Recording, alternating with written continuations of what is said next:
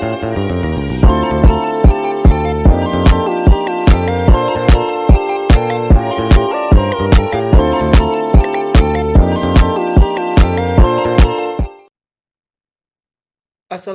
warahmatullahi wabarakatuh. Halo teman-teman semua, kenalkan nama saya Fatihah Ansari Nurul Rambe dari jurusan D4 Akuntansi Sektor Publik kelas 29. Pada kesempatan ini, saya ingin membahas beberapa soal UTS D4 ASP Ali Program tahun 2021. Simak yuk.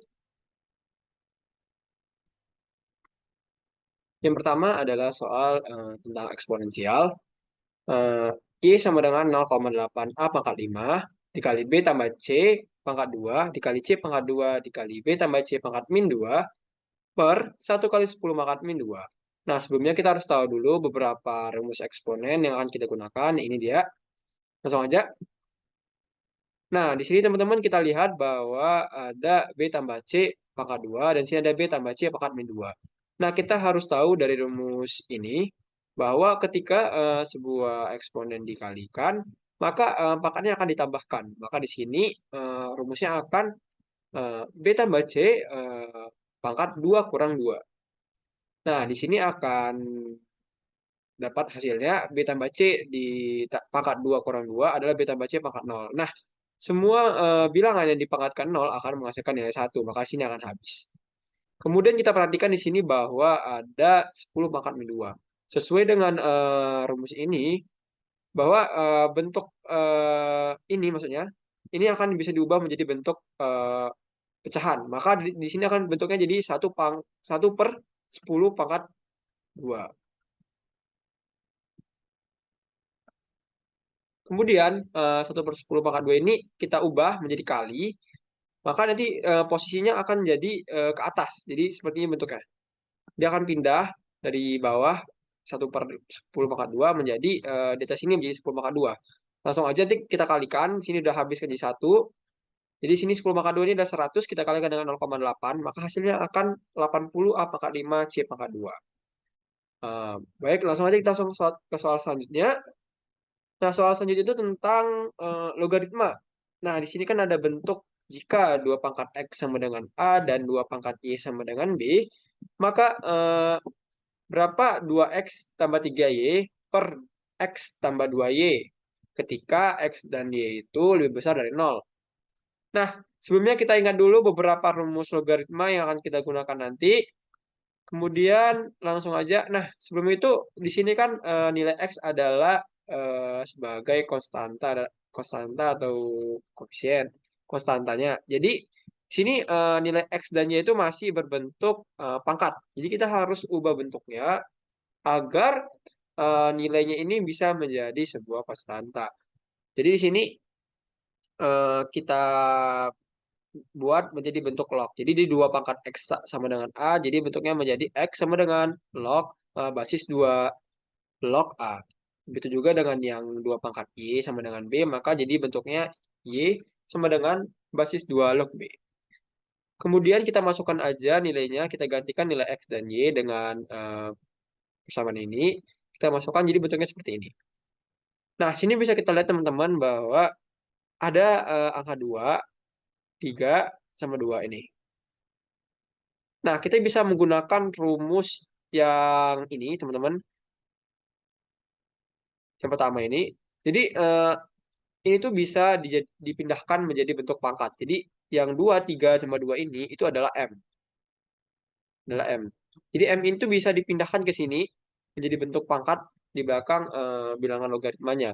Jadi, masing-masing kita ubah jadi kayak basis 2 log A pangkat 2, ditambah basis 2 log B pangkat 3 dan basis 2 log B pangkat 2. Jadi bentuknya bakal seperti ini teman-teman.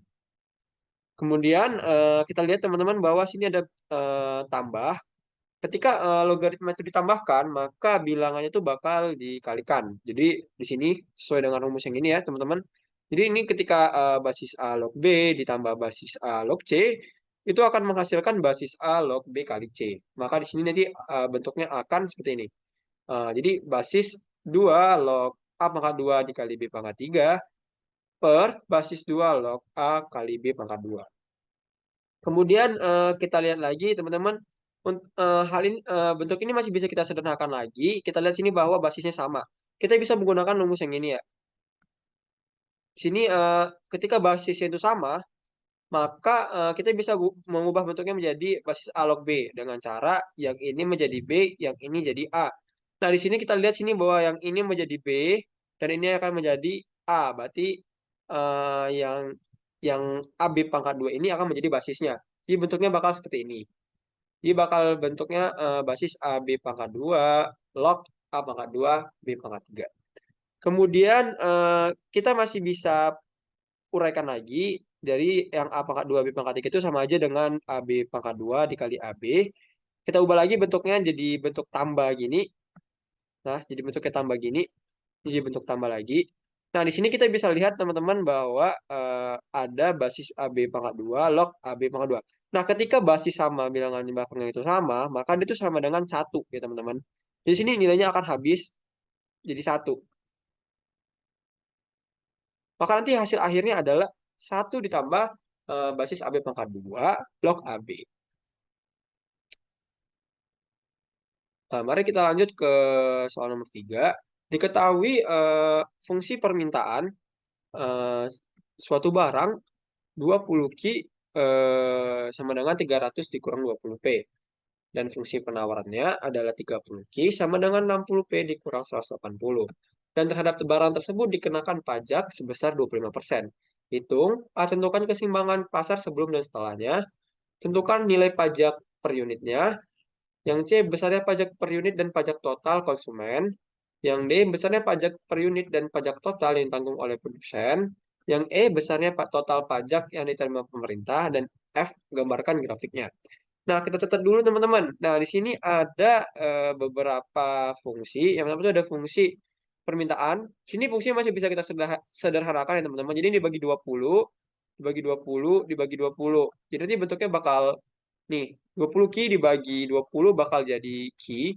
300 dibagi 20 nanti dia bakal bentuknya jadi 15. Dan ini jadi 20 jadi min P. Jadi min 20 P dibagi 20 jadi min P. Dan kemudian ada fungsi penawarannya kita bagi 30 ya teman-teman. Jadi kita bagi 30, bagi 30, 30. Jadi ini jadi Q, ini jadi 2P, ini 2. Kemudian ini jadi eh, min 6. Ini bentuk, jadi seperti ini bentuknya. Nah, kemudian yang kita ketahui lagi adanya pajak 25%. Yang pertama kita tentukan dulu keseimbangannya sebelum pajak. Nah, sebelum ada pajak itu, kita pakai aja rumus equilibrium biasa, QD sama dengan QS atau PD sama dengan PS. Ketika kuantitasnya sama dan harganya sama, maka itu akan terjadi keseimbangan. Nah, kita masukkan jadi nilainya, maka didapat P-nya sama dengan 7 dan juga Q-nya sama dengan 8. Kemudian, keseimbangan setelah pajaknya. Nah, jadi ketika kita itu dikenakan pajak oleh pemerintah, kita asumsikan bahwa pajaknya itu dikenakan oleh penjualnya, produsennya. Jadi akan berpengaruh pada penawaran. Jadi penawarannya itu akan berubah nilai P-nya karena di persen bakal berkurang sebesar 25%. Jadi yang tadinya eh, pajaknya itu 100% jadi kurang 20%, jadi tinggal 75% aja. Nah, jadi sini bentuknya akan terbentuknya fungsi penawaran yang baru setelah pajak ini jadi min 6 tambah 1,5 P. Baru itulah kita bisa cari keseimbangan barunya ya setelah pajak. Nah, kita masukkan nilai penawaran yang baru dan juga permintaan yang tadi. Nah, akan didapat P-nya P setelah pajaknya adalah 8,4 dan Q setelah pajaknya adalah 6,6. Kemudian kita ingin mencari nilai pajak per unit atau T unit. Nah, jadi karena ini bentuknya persen, jadi kita bentuknya T persen dikali harganya setelah pajak. Dan kita bisa dapat 25% dikali 8,4, jadi hasilnya adalah 2,1. Nah, kemudian kita ingin mencari pajak per unit dan pajak total oleh konsumen. Yang pertama, pajak per unit dulu, di mana simbolnya TK. Jadi, pajak per unit oleh konsumen ini kita tinggal hitung aja harganya setelah pajak dikurang harganya sebelum pajak. Jadi, harganya setelah pajak itu 8,4. Terus kita kurangkan dengan harga sebelum pajaknya itu adalah 7. Makanya jadi hasilnya adalah 1,4. Kemudian pajak totalnya tinggal kita kalikan. Tadi yang pajak per unitnya, yang untuk konsumen kita kalikan sama kuantitasnya yang setelah pajak. Nah, kuantitasnya itu sebesar 6,6. Jadi 1,4 bakal dikalikan oleh 6,6, jadi hasilnya adalah 9,24. Lanjut, kita akan mencari yang pajak per unit dan pajak totalnya oleh produsen. Nah, pajak per unit itu kita tinggal kita kurangkan aja dari total unitnya. Jadi kan tadi kita sudah dapat pajak totalnya, pajak per unitnya itu sebesar 2,1. Nah, kita tinggal kurangi dengan pajak per unitnya si konsumen. Jadi kita kurangi dari dari yang totalnya, maka akan didapat pajak per unit untuk produsennya itu sebesar 0,7. Kemudian kalau kita ingin mencari pajak totalnya, tinggal kita langsung kalikan dengan Q. Maka 0,7 tadi akan kita kalikan dengan Q 6,6, maka hasilnya adalah pajak totalnya adalah 4,62. Kemudian kita ingin mencari total pajak pemerintah. Ini sama aja dengan pajak total, T total. Jadi kita tinggal kalikan aja T unit sama kuantitasnya setelah pajak, maka akan didapat 2,1 kali 6,6 yaitu 13,86. Nah, untuk menggambar grafik kita cuma perlu ambil 2 titik doang, sebenarnya minimal 2 titik aja dari 3 persamaan ini. Nanti bentuknya seperti ini. Nah, ini dia bentuknya setelah kita cari titik-titiknya, kemudian kita bentuk grafiknya. Nah, seperti inilah grafik yang akan kita dapatkan setelah kita cari titik-titiknya tadi ya. Oke, lanjut ke soal nomor 4. Sebuah perusahaan dengan level barang modal dan teknologi tertentu mempunyai fungsi produksi Q sama dengan 6 L pangkat 2 kurang L pangkat 3, di mana Q adalah jumlah barang yang diproduksi dan L adalah jumlah tenaga kerja. Dari persamaan tersebut, kita tahu bahwa fungsi marginal produknya adalah turunan pertama dari fungsi produksi, yaitu MP sama dengan 12L kurang 3L pangkat 2. Berdasarkan data tersebut, tentukan yang A ada persamaan AP atau average produk rata-rata. Yang B, berapa jumlah input yang digunakan jika perusahaan mengalami yang pertama increasing marginal product, yaitu saat kurva MP-nya naik, dan yang kedua decreasing marginal product, yaitu saat kurva MP-nya turun. Yang C, berapa jumlah input yang digunakan agar total produknya maksimal, eh, total produk atau Q. Yang kedua adalah average produknya 0. Habis itu kita gambarkan kurva fungsi Q, MP, dan AP-nya. Oke, langsung aja kita catat dulu apa yang kita ketahui, bahwa kita tahu ada fungsi produksi Q atau total produksi, dan juga ada fungsi marginal produknya. Nah, di sini bisa kita catat. Kemudian kita cari untuk yang pertama itu ada average product. Nah, kita tahu average product itu rumusnya adalah total produk dibagi tenaga kerja. Jadi dari fungsi ini tinggal kita masukkan aja, kita bagikan sama L. Jadi bentuknya tinggal seperti ini aja. 6L pangkat 2 dikurang L pangkat 3 dibagi L. Maka didapat average produknya, fungsi average produknya itu 6L dikurang L pangkat 2. Kemudian kita ingin mengetahui jumlah input jika increasing. Nah, increasing itu terjadi ketika MP itu naik. Nah, ketika MP naik, maka nilai fungsi MP ini bakal lebih besar dari fungsi average product. Maka kita bisa masukkan aja pertidaksamaannya ini. Jadi 12L kurang dari 3L pangkat 2 lebih dari 6L kurang L pangkat 2. Kemudian bisa kita dapat 6L dikurang 2L pangkat 2 lebih dari 0. Kita cari dulu faktorisasinya menggunakan akar saja. Kemudian nih kita bisa dapat nih, ini kita bagi 2L, kita uraikan dulu keluar dari kurungnya. 2L dikali 3 kurang L lebih dari 0. Terus kita bagi 2, ini mati, 2-nya habis di sini. Sini juga dibagi 2 jadi tetap 0. Di L dikali 3 kurang L lebih dari 0. Nah, sini kita bisa dapat yang pertama itu L-nya itu L lebih dari 0. Dari sini L dan 0. Kemudian kita dapat yang kedua itu adalah 3L kurang 3L lebih dari 0. Maka L-nya itu L2-nya itu adalah kurang dari 3. Maka kita bisa dapat bahwa eh, L-nya itu adalah lebih dari 0 dan L-nya itu kurang dari 3. Jadi kita bisa tahu bahwa ketika increasing, maka jumlah inputnya itu akan lebih dari 0 dan kurang dari 3. Kemudian kita ingin mencari jumlah inputnya ketika decreasing. Nah, decreasing itu terjadi ketika MP-nya turun. Ketika MP turun, nilainya bakal lebih rendah dari average product atau produk rata-rata. Maka kita masukkan aja nilai seperti tadi dan didapat persamaan seperti ini. 6L dikurang 2L pangkat 2 kurang dari 0. Nah, di sini kita cari lagi seperti tadi, hampir sama caranya. Tinggal kita cari L1 dan L2-nya. L1-nya adalah L1-nya kurang dari 0. Dan L2-nya itu adalah 3L kurang dari 0. Jadi L2-nya adalah L2 lebih dari 3. Maka kita bisa dapat 2 titik. Nah, tapi kita pakai yang L lebih besar dari 3. Kenapa? Karena ketika L-nya kurang dari 0, itu tidak mungkin ya. Kenapa? Karena jumlah tenaga kerja itu tidak mungkin minus gitu. Jadi, dia itu bakal lebih dari, eh, pasti nilai tidak akan minus. Jadi, kita lebih baik memakai eh, yang kedua. Karena saat minus ini pasti tidak ada produksi yang terjadi.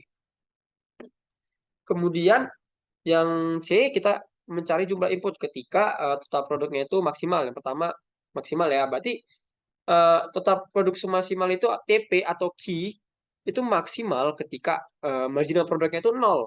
Jadi kita langsung aja masukkan nilai persamaannya, MP sama dengan 0. Kita masukkan nilainya, kita bisa dapat dengan faktor aja. Di sini kita uraikan dulu, kita keluarkan nilai 3L ya. Kemudian kita bagi 3 masing-masing ruasnya, sehingga dapat L kali 4 kurang L sama dengan 0. Kemudian kita bisa dapat L per satunya itu sama dengan 0. Kemudian yang kedua, 4 kurang L sama dengan 0, jadi L yang keduanya adalah 4. Nah, kita ngambil yang L sama dengan 4. Kenapa? Karena ketika L satunya sama dengan 0, maka tidak ada produksi yang terjadi. Berarti tidak ada produk yang atau output yang dihasilkan. Maka kita lebih baik ngambilnya yang L sama 4. Karena situ kita ada yakin bahwa situ TP-nya itu udah kuantitas itu udah maksimal yang dihasilkan.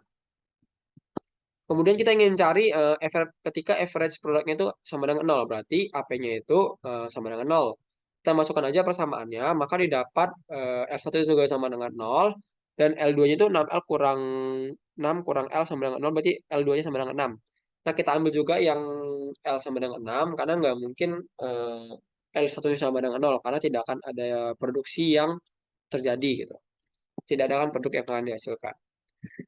Kemudian kita ingin menggambarkan grafiknya. Jadi kita cuma tes 2 titik doang dari 3 persamaan ini. Nah, kemudian kita bisa dapat nih beberapa titik. Jadi aku sendiri buat dari 0 sampai 5. Jadi ada lebar dari 0 sampai 5. Dan ini beberapa output yang dihasilkan. Nah, jadi bentuknya bakal seperti ini. Nah, kita bisa lihat di sini bahwa ketika MP-nya itu 0, maka eh, eh, si total produknya itu tokinya itu bakal ada di titik maksimum. Dan di sini juga kita bisa lihat bahwa ketika MP marginal produknya sama dengan AP-nya, maka sini Q-nya itu bakal mengalami decreasing, akan mulai mengalami decreasing karena dia tidak akan ada penambahan lagi. Kita lihat di sini bahwa ketika ada 2, ketika labornya ditambah dari 1 jadi 2, sini ada penambahan 11 output. Nah, ketika 2 ke 3, sini ada penambahan 11 output juga. Nah, ketika 11 output dan ke 11 output ini, maka tidak ada penambahan, alias tidak ada perubahan dari 11 ke 11. Padahal dari 0 ke 1 itu ada 5, kemudian di sini ada 11. Sini ada penambahan 6. Dari 5 ke 11 kan. Cuman pada saat di bagian 3 ini, dia hanya tetap 11. Dan saat nomor 4, penambahannya ini malah berkurang dari 27 ke 32. Ini cuma nambah sekitar 5 doang. Jadi dari 11 nambah 11, dari nambah ke 27, dari 27 ke 32 cuma 5 doang. Jadi berkurang 6. Dan sini dan situ udah terjadinya decreasing. Sini sudah terjadi decreasing. Kemudian kita lihat lagi di sini bahwa dari 32 menjadi 25 ketika kita tambahkan satu lagi lebarnya. Ternyata di sini sudah minus. Maka sini sudah jelas-jelas sudah terjadi decreasing-nya. Tapi titik baliknya itu ada titik maksimum itu ada di 32. Oke, kita lanjut ya. Soal nomor 5. Jika diketahui besarnya suatu konsumsi masyarakat ditunjukkan oleh fungsi C sama dengan 600 ditambah 0,4 Y, maka hitunglah hal berikut. Yang pertama A, fungsi tabungan. B besarnya konsumsi jika pendapatannya 500M, yang C besarnya pendapatan BEP atau break even point, yang D adalah besarnya konsumsi jika tabungannya 90M, dan E adalah buat grafiknya. Oke, kita langsung aja kita jawab yang nomor yang A. Kita tahu bahwa ketika dalam suatu ekonomi itu tertutup kalau misalnya pendapatan itu bakal habis dalam sebuah rumah tangga untuk konsumsi dan asumsinya untuk konsumsi dan saving atau tabungan. Jadi yaitu bakal digunakan untuk kedua hal ini. Nah, ketika digunakan untuk hal ini kita bisa mencari tabungannya, fungsi tabungannya. Karena kan sudah diketahui C-nya nih. Nah, dari tinggal kita balik aja rumusnya. Jadi S sama dengan Y kurang C. Kita masukkan rumus yang si C tadi. Jadi hasilnya yang dapat bahwa fungsi dari tabungan itu adalah S sama dengan 0,6Y dikurang 600. Jadi ini adalah fungsi tabungan yang kita dapatkan. Kemudian kita ingin mencari besar konsumsi jika pendapatannya 500M atau Y-nya 500M. Maka tinggal kita ganti aja nilai Y-nya itu dengan nilai 500. Nanti didapat C-nya itu sebesar 800M. Kemudian kita ingin mencari besarnya pendapatan BEP. Jadi pendapatan BEP itu adalah ketika pendapatannya itu habis hanya untuk konsumsi saja, berarti tidak ada savingnya. Itu kayak titik di mana pendapatannya itu hanya digunakan untuk konsumsi sepenuhnya gitu. Dan itu tidak dan itu nilainya itu sama dengan konsumsinya, tidak lebih dan tidak kurang. Jadi persamaannya bakal Y sama dengan C. Kemudian kita lihat di sini bahwa eh, kita masukkan aja nilai dari C tadi yang 600 tambah 0,4Y ini. Terus kita cari nilai Y-nya berapa dan didapat Y-nya 1000. Jadi ketika Y-nya 1000 ini maka dia akan habis untuk konsumsi saja. Dan nilai konsumsinya juga pasti akan 1000. Dia tidak akan mengurangi tabungan ataupun kurang dari tabungan ataupun menyisihkan untuk tabungan gitu. Kemudian kita akan mencari besarnya konsumsi jika tabungannya 90M. Jadi kita pakai rumus tabungan yang tadi, kita ganti nilai S-nya itu jadi 90 untuk mencari nilai Y-nya. Kemudian kita dapat nih nilai Y-nya itu 690 dibagi 0,6 yaitu 1150. Kita masukkan aja ke nilai C-nya. Jadi nilai C-nya itu kita ganti, Y-nya ini kita ganti 1150 sehingga kita dapat konsumsinya itu sebesar 1060. Jadi ketika tabungannya itu 90M, nah pendapatannya itu 1150M dan konsumsinya itu 1060M. Nah, kemudian kita ingin menggambar grafiknya. Jadi kita ambil dua titik dari tiga persamaan ini. Kita cuma tes titik dua titik doang. Sebenarnya bisa beberapa lebih dari itu juga boleh. Dan ini juga inilah titik-titik yang sudah saya coba tentukan. Nah, inilah grafik yang kita dapat. Nah, kita lihat di sini bahwa ada break even point ketika lihat bisa kita lihat bahwa ini saling bertemu titiknya di sini di titik 1000. Jadi di sini tuh posisi ketika pendapatan kita 1000 hanya digunakan untuk konsumsi saja yaitu C. Jadi savingnya itu nol. Kan tapi kalau misalnya eh, konsumsi itu lebih gede dari pendapatannya yang di bawah ini, maka savingnya akan berkurang karena diambil buat konsumsi. Tapi ketika pendapatannya itu lebih besar dari konsumsinya, maka eh, sisa pendapatan yang tidak dipakai untuk konsumsi akan digunakan untuk saving. Maka bentuk grafiknya bakal seperti ini ya teman-teman. Kemudian kita lanjut ke soal nomor 6, soal terakhir, yaitu uang sebesar 5 juta kita investasikan dengan tingkat bunga 6% per tahun. Dengan catatan, yang A, nilai investasi di akhir tahun kelima jika bunga yang diperlakukan adalah satu bunga majemuk tahunan, yang dua, bunga majemuk yang dibungakan bulanan, yang ketiga, bunga majemuk yang dibungakan terus-menerus atau continue. Kemudian kita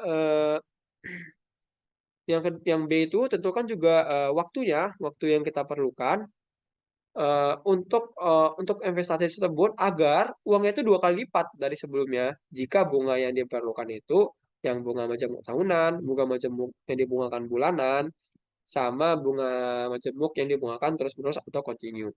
Nah, teman-teman perlu tahu kalau misalnya bunga majemuk itu berbeda dengan bunga yang sederhana. Karena kalau sederhana itu dia itu tidak menghitung hasil bunga dari pembungaan periode sebelumnya, selanjutnya maksudnya. Jadi bunga sederhana itu hanya menghitung berdasarkan periode awal aja. Jadi kalau bunga majemuk ini dia itu menghitung dari tahun-tahun selanjutnya sehingga sifatnya bakal eksponensial gitu.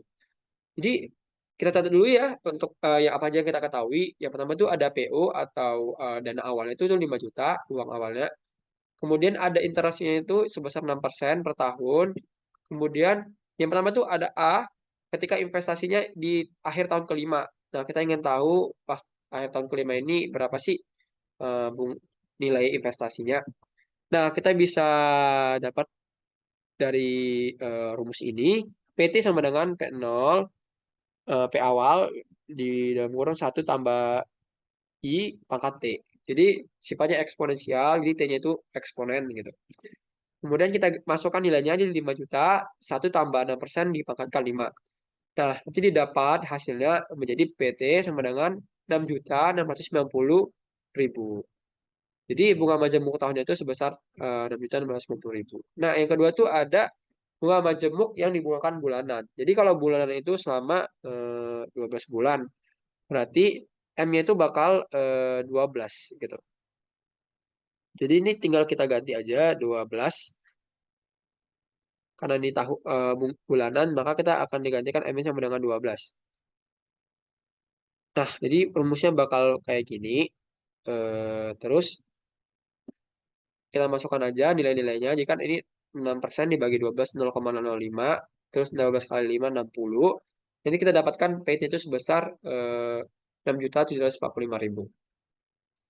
Kemudian ada bunga majemuk yang dibungakan terus-menerus, continue. Berarti dia tuh setiap detik atau milidetik. Nah, kita di rumusnya itu kita pakai konstanta Euler. Jadi ini sebuah konstanta yang kita gunakan untuk menghitung bunga majemuk yang continue. Jadi kita masukkan nilainya jadi 5 juta dikali konstanta Euler-nya dipangkatkan 0,06 dikali 5. Terus bentuknya menjadi 5 juta dikali Euler pangkat 0,3. Pangkat 3, pangkat 0,3. Kemudian kita tahu bahwa konstanta Euler itu nilainya itu sama dengan 2,71828. Terus ini kita pangkatkan dengan 0,3 sehingga kita dapat bahwa bunganya itu sebesar nilai investasinya itu sebesar 6.750.000. Lanjut, kita ingin mencari yang B itu adalah waktu. Ketika kita ingin mencari waktu, ketika tuh nilai uangnya itu uang awal 5 jutanya ini 2 kali lipat, berarti dikali 2. Berarti nilai PT-nya akhirnya itu pasti 10 juta. Nah, kita ingin tahu tuh waktunya itu berapa lama supaya kita mendapatkan nilai investasi sebesar 10 juta. Nah, untuk yang bunga majemuk tahunan kita pakai rumus yang tadi. Tinggal kita masukkan lagi nilainya. 10 juta sama dengan 5 juta dikali 1 tambah 6% dipangkatkan T, yaitu tahunnya. Kemudian yang bisa kita cari, nah di sini ada 10 juta dibagi 5 juta berarti 2. Kemudian sama dengan 1,06 T. Nah, kita dapat di sini bahwa ada log log 2. Kita ingin mendapatkan nilai T. Jadi kita harus buat logaritma supaya nilai T-nya itu bisa jadi bilangan. Jadi kita turunkan ke atas gini kan. Kita turunkan ke depan. Jadi nilai T-nya itu sama dengan log 2 dibagi log 1,06. Nah, nanti didapat T-nya itu sama dengan 11,89 tahun. Nah, kemudian untuk mencari bunga majemuk yang dibungakan bulanannya, kita bisa pakai rumus yang tadi juga. Nah, kita masukkannya nilainya karena kita ingin mencari tahunnya aja gitu kan. Kita masukkan nilainya sehingga nanti bisa kita jumpa 2 sama dengan 1,005 pangkat 12T. Sehingga nanti kita buat bentuk logaritma, sehingga 12T-nya bakal turun di log 2 per log 1,005. Nanti hasilnya itu dapat 138,98 Sehingga tahunnya itu bisa kita ketahui sebesar 11,58 tahun. Kemudian yang ketiga itu ketika kita ingin menggunakan bunga majemuk kontinu. Kita ingin mencari waktunya sehingga sama seperti tadi kita pakai rumus yang pakai konstanta Euler. Nah, di sini kan kita ingin menghilangkan konstanta Eulernya. Jadi kita harus pakai jadi ada namanya logaritma normal. Jadi kita pakai yang ln untuk menghilangkan nilai Eulernya. Pertama kita turunkan dulu nilainya itu bakal 0,06 T. Kenapa sini habis? Karena ketika ln bertemu dengan maka dia nilainya akan 1. Maka sini bakal habis. Dan ini bakal turun di sini. Kemudian ln 2 itu nilainya sama dengan 0,693. Maka kita bisa mencari nilai T-nya atau waktu tahunnya itu sebesar 0,693 dibagi 0,06. Sehingga kita bisa dapatkan bahwa T-nya itu sebesar 11,55 tahun. Nah, kita bisa lihat bahwa perbedaan itu nggak jauh-jauh beda ya teman-teman. Dari majemuk tahunan, bulanan, ataupun kontinu. Mungkin sekian dari pembahasan soal kali ini. Terima kasih buat teman-teman yang udah nonton. Mohon maaf bila saya ada salah kata.